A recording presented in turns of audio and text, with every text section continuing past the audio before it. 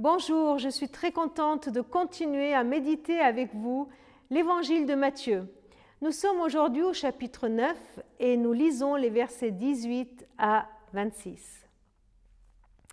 Tandis que Jésus leur adressait ces paroles, voici un chef arriva, se prosterna devant lui et dit : Ma fille est morte il y a un instant, mais viens, impose-lui les mains et elle vivra. Jésus se leva et le suivit avec ses disciples.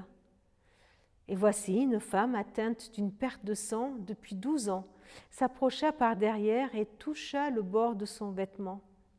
Elle disait en elle-même : Si je peux seulement toucher son vêtement, je serai guérie. Jésus se retourna et dit en la voyant : Prends courage, ma fille, ta foi t'a guérie. Et cette femme fut guérie à l'heure même. Lorsque Jésus fut arrivé à la maison du chef et qu'il vit les joueurs de flûte et la foule bruyante, il leur dit : Retirez-vous, car la jeune fille n'est pas morte, mais elle dort. Et il se moquait de lui. Quand la foule était renvoyée, il entra, il prit la main de la jeune fille, et la jeune fille se leva. Et le bruit s'en répandit dans toute la contrée. Voilà un responsable de la synagogue qui vient interrompre une discussion que Jésus avait avec les pharisiens et avec les disciples de Jean-Baptiste. Mais cette fois, ce chef-là de la synagogue vient, mais il ne vient pas pour polémiquer. Il vient pour se prosterner devant Jésus pour l'implorer. La situation est grave. La demande, elle est claire. Elle est pleine de foi. Seigneur, viens, impose les mains à ma fille et ma fille vivra. Une phrase incroyable, une phrase puissante. Cet homme, par cette phrase, démontre qu'il croit en la puissance de Jésus, qui peut non seulement guérir un paralytique, non seulement mettre debout quelqu'un qui ne peut pas marcher, mais même relever sa propre fille qui est morte. La supplication de cet homme fait lever Jésus. Il nous est dit, Jésus se leva et il se met en marche.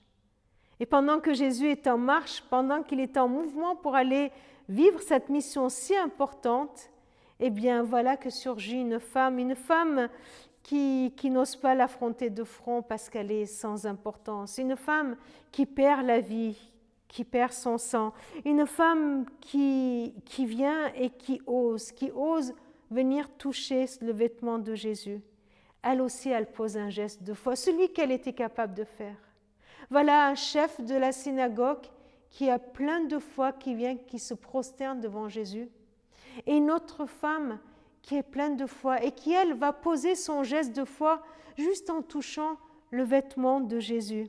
Et par son geste, elle demande la guérison à Jésus. Par son geste, elle obtient plus qu'une guérison, elle obtient une rencontre avec Jésus, par Jésus. Un peu plus tard, on voit que cette jeune fille, comment elle est guérie également. Ce texte m'interroge vraiment sur mon acte de foi. Comment je manifeste ma foi en Jésus ? Voilà, nous avons deux exemples devant nous. L'un le manifeste en venant se prosterner devant Jésus. Et l'autre le manifeste comme elle peut, mais une grande manifestation de sa foi. Comment tu vas manifester ta foi en Jésus aujourd'hui ? Croyons qu'aujourd'hui, dans ce que nous allons vivre, dans les difficultés, les joies, dans les rencontres, les décisions que nous avons à prendre, que nous avons à vivre, nous avons et nous aurons à poser un acte de foi. C'est cela, suivre Jésus sur ses traces. C'est cela, être ses followers. C'est avoir, à un moment donné, à signifier, à poser notre foi, notre confiance en lui. Ouvre mes yeux, Seigneur, pour voir à quel moment tu me demandes de poser un acte de foi. Et donne-moi le courage de le faire, sans hésiter.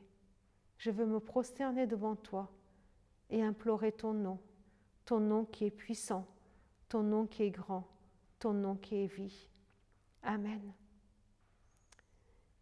que par notre foi, nous puissions laisser le Christ nous toucher et mettre sa vie en nous.